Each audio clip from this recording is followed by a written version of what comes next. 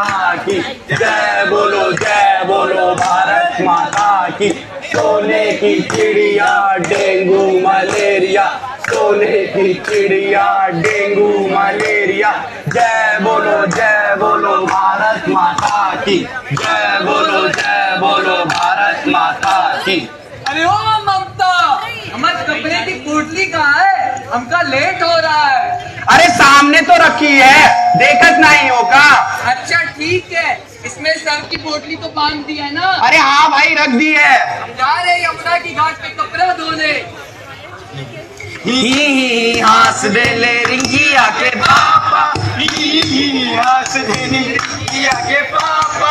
अरे माँ, बापूजी कहाँ जा रहे हैं? बेटी हम जा रहे हैं यमुना की घाट पे कपड़ा धोने, आवत है थोड़ी देर में। और बापू सेहत के लिए तू तो हानिकारक है। अरे बापू, हमें यमुना के घाट पे कपड़े नहीं धोने चाहिए। वहाँ पे हमारी मछलियाँ रहती है, हमारी भैंसें रहती है और वही जंतु बकरे पीने के लिए आते हैं। हम उसे कपड़े धोकर हानि पहुँचा रहे हैं। कह तो तुम सही रही हो, मुझे विश्वास हो ही गया कि तुम मेरी ही बेटी हो।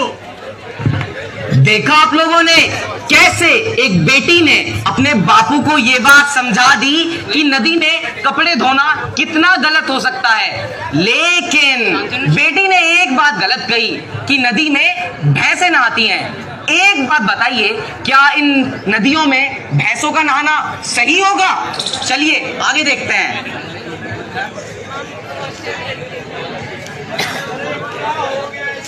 अरे रामू भैया, ये आपकी भैंस को क्या हो गया है?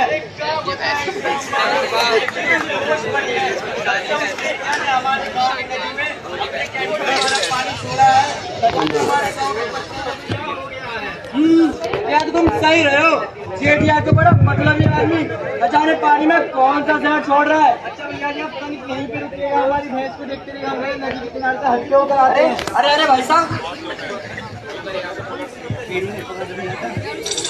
देखा आप लोगों ने कैसे ये जेठिया, कैसे इस जेठिया ने नदी में केमिकल मिलाए हैं।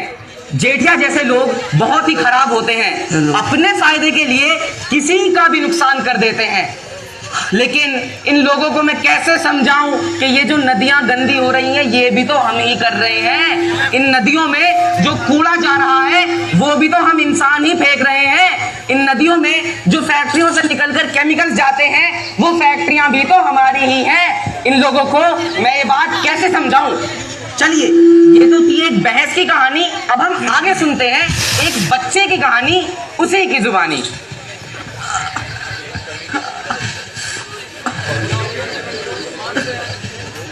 अरे लड्डू बेटा, ये तुम्हें क्या हो गया?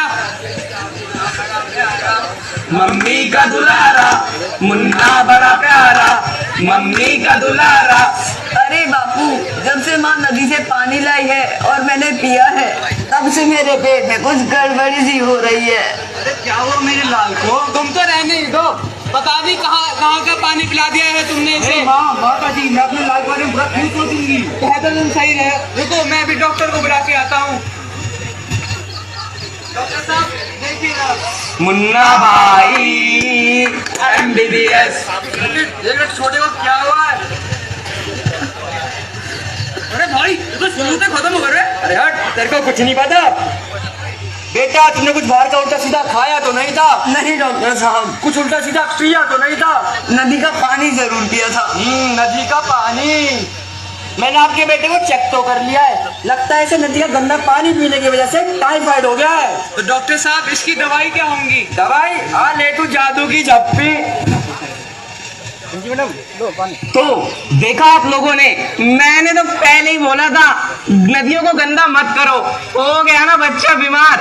अब इन पढ़ी लिखी जनता को एक पढ़े लिखे नेता से भी मिला देते हैं।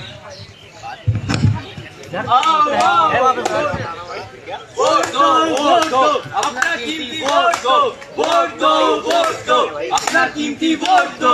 हर बार की यही कहानी है। हर बार आके बोलते हैं कि नदी का साफ पानी आएगा, पर पानी तो वैसा का वैसा ही है। वादा न तोड़। नहीं, इस बार हम पर भरोसा करें, हम आपको नदी का साफ जल ही पिलाएंगे। हे भगवान, पिछली बार की तरह भी यही झूठा वादा।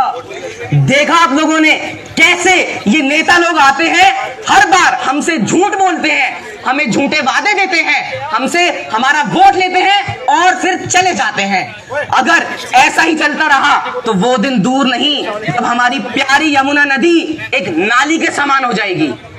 जिस नदी को पूजा जाता है, जहाँ छठ जैसा महापर्व मनाया जाता है, उस नदी को हम अपनी नासमझी से गंदा कर रहे हैं। अब यमुना को बचाने हमें बच्चों से लेकर बूढ़े तक को सबको यह समझाना पड़ेगा कि कोई भी अपने पूजा की निर्माल या कोई भी कचरा पानी में ना फेंके, ना ही अपने कपड़ों को नदी में धोए और ना ही पशुओं को नदी में नहलाए। जितना हो सके नदी को उतना साफ रखे। तो आओ हम राष्ट्रीय कैडेट कोर के कैडेट से शपथ लेते हैं कि ना ही यमुना को गंदा करेंगे, ना ही यमुना को गंदा करेंगे, ना ही होने देंगे, ना ही होने देंगे। यमुना की रक्षा, यमुना की रक्षा, देश सुरक्षा, देश सुरक्षा, यमुना की रक्षा, यमुना की रक्षा, देश सुरक्षा, देश सुरक्षा। धन्यवाद। धन्यवाद।